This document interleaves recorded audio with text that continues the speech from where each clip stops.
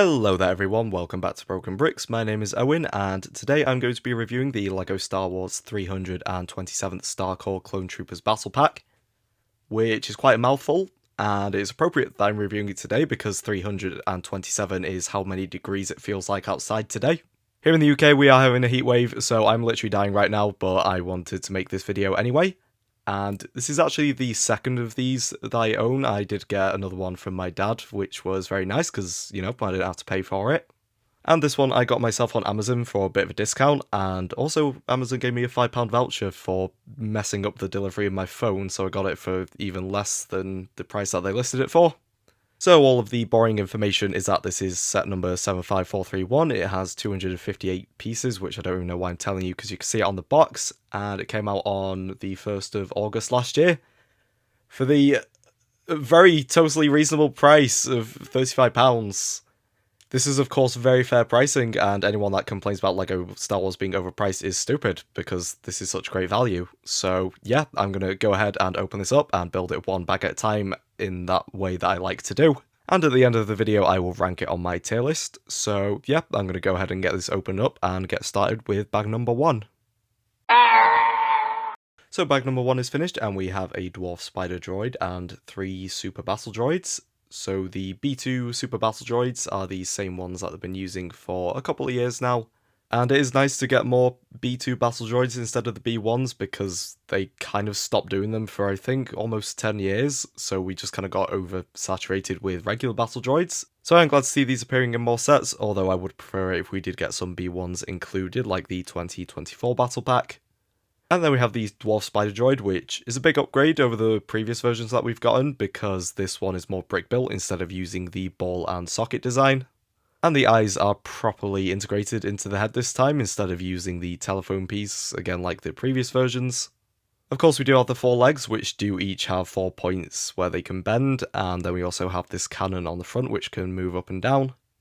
And we do have this 2x2 round clear brick underneath to provide some extra support, but of course you can remove that and have the Spider Droid without it. So definitely a massive improvement, and it does kind of make me glad that we did get this as a bigger battle pack instead of the regular small ones. So that's it for bag number 1, let's keep things going with bag number 2. So after completing bag 2 we have 2 of the Clone Troopers and most of the body of the AT-RT. And the Clone Troopers, something helmet holes, something no waist cape, these are terrible, allegedly. I am quite biased in favour of the 327th, I play those skins all the time on Battlefront 2, so they are definitely my favourite Legion. And sure, the helmet holes and the printed waist capes are not the best things out there, but that's just kind of the standard for clones at this point, so putting that aside, I do quite like these a lot, and I do think the colour for them is maybe a little bit bright with the yellow. But they do have these new moulded pauldron pieces which look really nice. And this is definitely a big upgrade over the one that we got for 5s because the ones here actually hold their shape properly.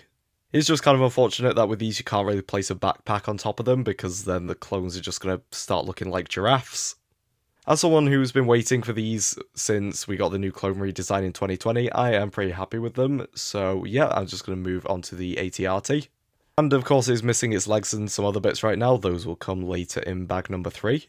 And so far this thing is actually really good, there's a lot of small pieces used to get across some of the smaller details, and of course you can fit a Clone Trooper in here, he's got some handlebars and a control panel. And then you have the armoured section on the front with the 5 stickers, which is a little bit annoying, especially if you were to army build quite a few of these, but it's not too bad.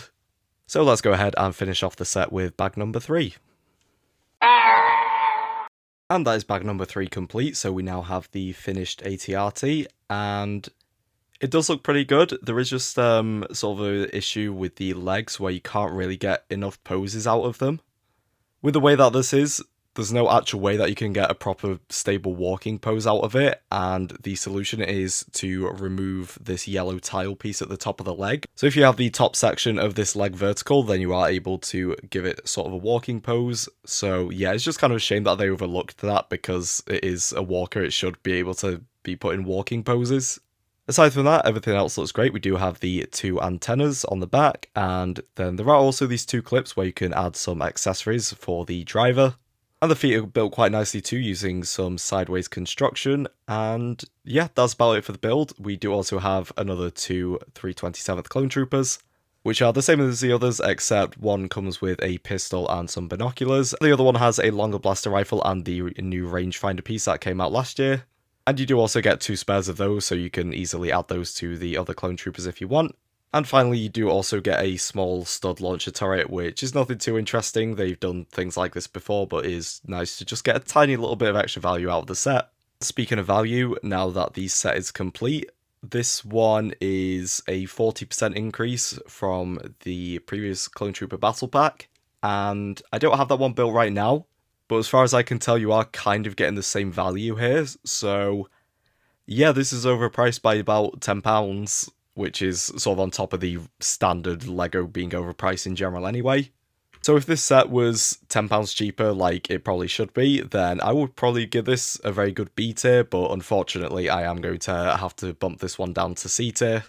But like I said, the actual stuff that you get is quite good, so if you do find this at a discount on Amazon or somewhere else, then I would probably recommend it for a cheaper price. So that is going to be it for my review of this set. If you enjoyed this video, please leave a like and consider subscribing to my channel. I don't really know what I'm doing these days, I just kind of decided that I was going to make a review on this, so I did. So yeah, I'm going to go back to dying in the heatwave now, so thank you everyone very much for watching, and hopefully I will see you in the next video. Good, Anakin, good. Subscribe. Subscribe now. I should. Do it.